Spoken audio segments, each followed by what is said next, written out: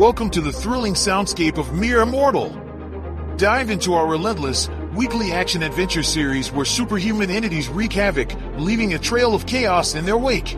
If the adrenaline-fueled escapades of Metal Gear Solid, the cutthroat camaraderie of Black Lagoon, or the cynical anti-hero charm of The Boys gets your pulse racing, then Mere Immortal is your new addiction. We cater to your intrigue, offering fresh chapters every week in text and audio bi-weekly. Can't stand the suspense? Race over to MereImmortal.com to leap into future episodes and unravel the story that's keeping everyone on their toes. You are now listening to Mere Immortal, the audio serial. Mere Immortal, Chapter 4. Character Perspective, Zella Mills. Location, Neguela. I will now read the chapter. The hired cargo van made its way through the narrow streets of northwest Neguela on a quiet, Tuesday evening. Air cargo was scarce in Neguela, and therefore more expensive to hire, so they settled for the cheaper option. "We can trust these guys, right, Zell?" Joe asked. He had never bought weapons in Neguela before. Zella's upper body jerked forwards momentarily as the van hit a tight turn. "Trust me, we're good. I've known this group since living in Brazil with my father." Joe pulled a cigarette from the metal container in his pocket. He tapped the cigarette a few times against the container and placed it on his lips. "Thank God we've got you. I may know how to pull a trigger, but I don't know enough about firearms. And Lord knows we'll need a lot." Joe pressed the lighter and drew on his cigarette. "We're going to need more than just guns, too. Helping the locals for money brings in just enough to pay the bills and feed us all. Our savings will run dry soon if we don't figure out a way to raise money. And it's not like we're able to ask for donations." "Why not?" Joe smiled. "You can sponsor our assassinations of the Immortals for just $5 a month. Make the world a better place today." "You're a doof." Zella snapped back. Smoke blew from Joe's mouth as he chuckled to himself. "Seriously, we have to step up in a big way. Because COG backs the Immortals. And COG has all the resources they need. But they don't know who we are, or where we are," Joe said. "And even if they find out, we're in a country full of freedom fighters. It's risky for them to get into the middle of the Negilian and Istrian conflict. Besides, they can't lean on that COG connection in a big way. If the public catches wind, it will cause an uprising. COG doesn't have the greatest public image." Zella leaned back in her seat. She closed her eyes. "You might be right in the short term, but they are manipulative dogs who will stop at nothing." Joe observed her for a moment, eyeing her exposed belly button. The death of his own mother had hit him hard, pushing him to find revenge. But he didn't have the devotion that Zella had. There was something about her and the way she carried herself that he admired. "We may need to take a trip to Arizona in a few days." Zella's eyes shot open. "Right. I heard Lola is in touch with someone willing to hand over sensitive information about our Immortals." Joe Halleley tossed his cigarette on the floor and stepped on it. "Can I ask you something?" he asked. Zella nodded her head. "Shoot. Is there something you like to do to enjoy yourself? Like curling up on the couch with a book? Or going to watch a movie?" Zella's eyeballs shot to the ceiling. "Well, I find Tai Chi relaxing. And sometimes, I read research papers and weapon manuals. I like to learn about the world, you know?" Joe smirked. "You need to let us take you out sometime. There's more to the world than guns and Immortals. Broadening your horizons will help you understand what you're really fighting for." Zella eyed him for a moment, watching him watch her. "Speaking of which, how long did you and Khloe date before, you know?" Joe grinned. The question was extremely on the nose. Zella was 21 years old now. He wondered if she'd had many interactions with people close to her age. Probably not, considering she grew up under Dr. Calloway's care. To be honest, it didn't take that long. "Then how did you know you liked each other?" "Sometimes all it takes is some good chemistry to hit it off with someone." Joe watched Zella gazing at the wall as if his words were sending her into a trance. "All it takes is a moment of strong connection to bring you together. It could be a moment full of laughter, pain, or trauma. And when you find comfort in that person, you can't help but want to be around them. To touch them and hold on to them. And Khloe just has this silent strength about her I'm drawn to. Like she won't take no shit, you know? There's a duality to her. She cares about me, and she's passionate about things. She'll keep people in line if they act up. Hallie smiled. Kind of reminds me of my mom a little. That's sweet, Zella said. We're here, the driver called from the front side of the van.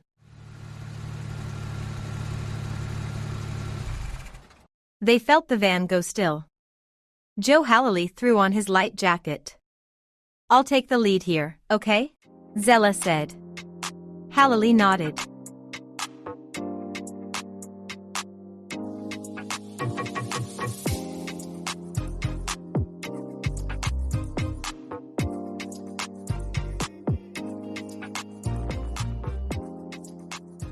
Zella approached the open entrance doors of the warehouse.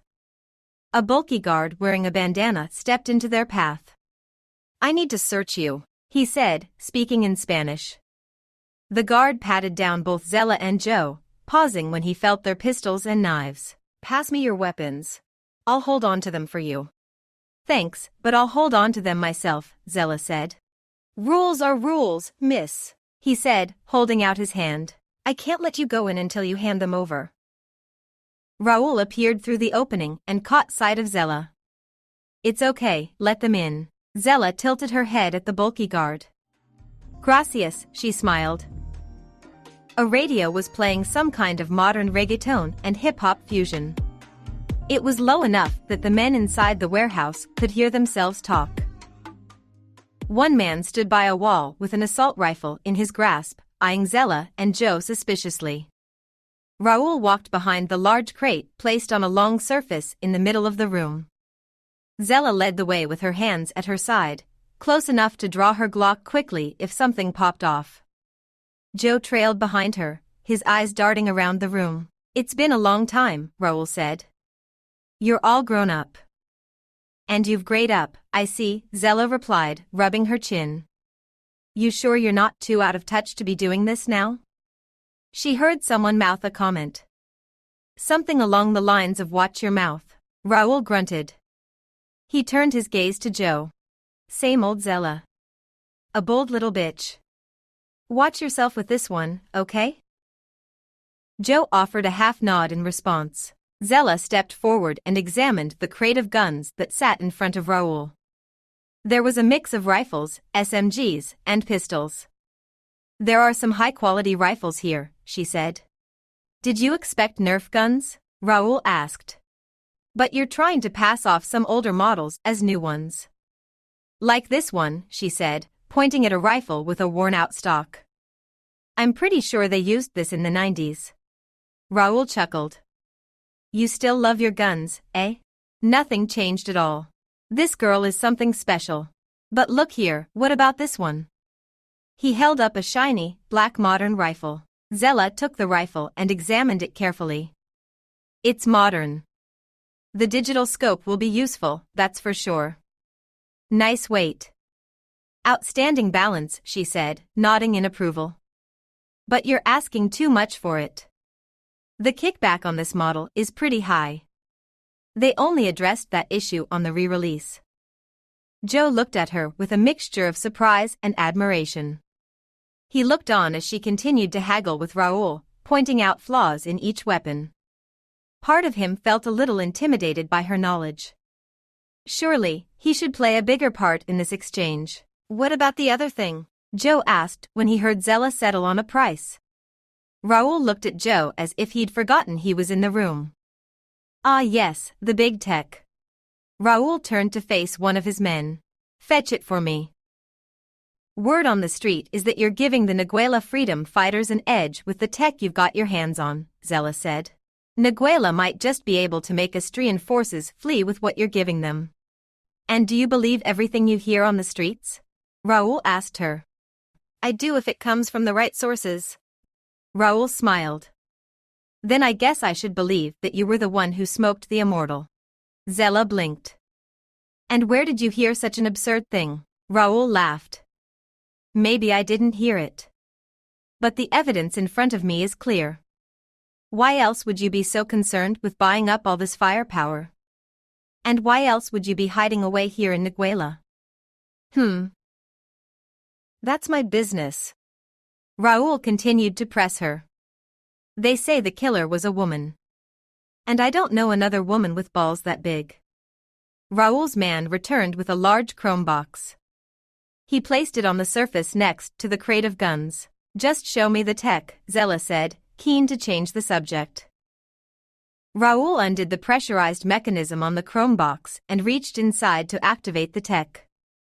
A matte, mud-gray-colored drone flew up out of the box. It was oval-shaped with 4 light beams on its face, and 2 long, arching wings extended from its side.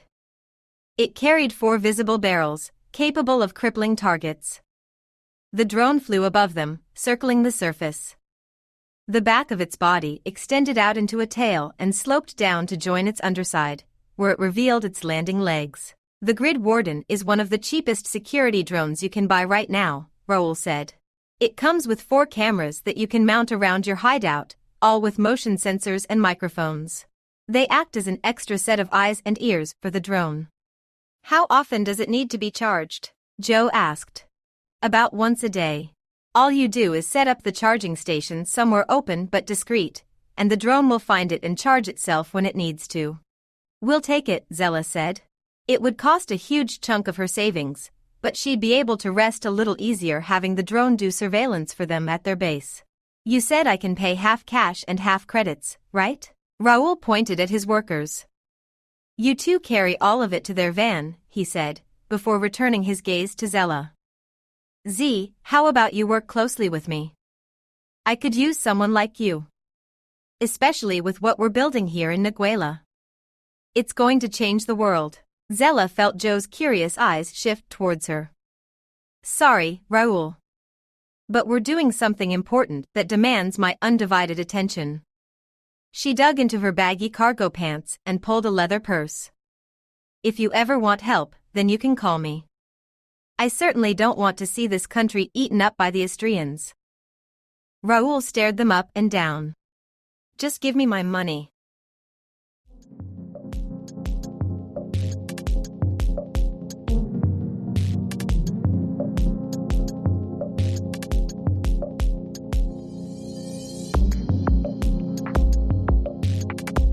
Later that day. Location, the Solace base. Zella and Joe loaded their new toys into the garage area that they had designated as their armory. Zella paid their van driver and sent him on his way. Joe placed a cigarette on his lips and searched himself for a lighter. Khloe emerged from inside the base. She stood facing them, holding a large brown envelope. Joe took the cigarette from his lips, walked over to her, and pecked her on the cheek. What you got for us? He asked. I'm holding our new passports, Khloe said, waving the envelope. We all have to be ready to leave for Phoenix, Arizona, at 8 o'clock sharp. Our car park meeting at the NGR is in 2 days. We're traveling by truck. Joe blew air through his mouth. This is happening so fast. I thought I was going to catch up on my sleep now. Khloe tapped his shoulder with the envelope. You'll get plenty of sleep in the truck, I'm sure. Just how much information are they giving us? Zella asked. Khloe set her eyes on Zella. We're getting full detailed reports on the Immortals and their abilities. Psyche reports, genetics data. We'll know about their special abilities and the strengths and weaknesses it gives them. We'll even know their real names. Zella folded her arms in thought for a moment. And Elaine wrote set all of this up for us? We gave her the biggest scoop she's ever had, after all, Khloe replied. Anyway, Zella, I thought you'd be happy about this. Your big assassination has made us all targets. This is a big break for us that will help you on your warpath. Khloe turned and walked back inside the building without another word. Joe watched Zella silently for a moment, as if words had escaped him. Finally, he lit his cigarette. I'm going to pack, Zella said. End of chapter. Look out for the explosive episode 5. Coming soon. Mere Immortal is written by author Gary Swift. This is the pseudonym of Gary Swaby. Visit mereimmortal.com to read chapters by text and jump ahead in the story.